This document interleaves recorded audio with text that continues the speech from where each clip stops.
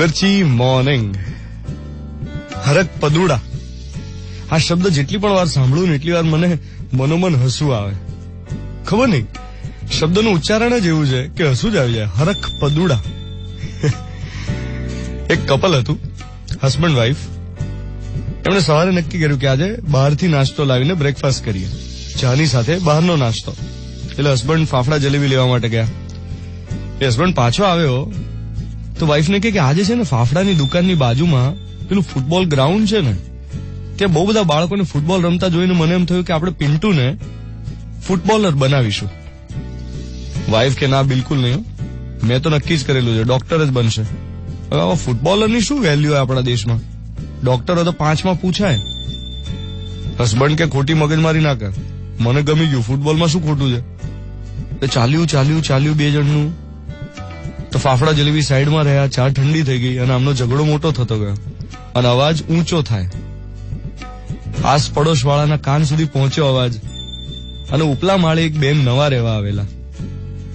એ આવ્યા ઝઘડો શાંત કરવા માટે કે શું થયું છે આમ. તેમણે આવીને કીધું શું થયું?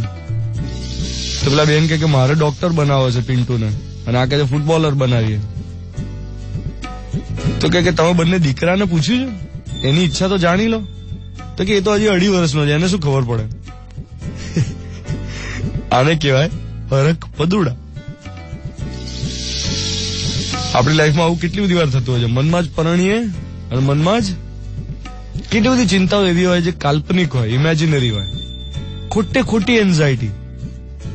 તમે એકવાર છે ને આમ વિચારજો, આમ શાંતિ લિસ્ટ બનાવજો કે દિવસ દરમિયાન જેટલી પણ ચિંતાઓ કરો છો એમાંથી ખરેખર કેટલી ફળીભૂત થાય છે, કેટલી ખરેખર એ વાસ્તવિકતામાં પરિણમે છે.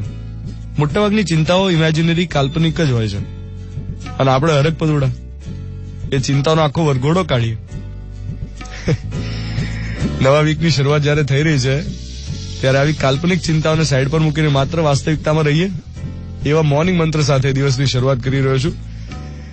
7:11 મિર્ચી 98.3 29th જાન્યુઆરી 2018 સોમવારની સવાર. હું છું ધ્વનિત તમારી સાથે. Good morning my dear.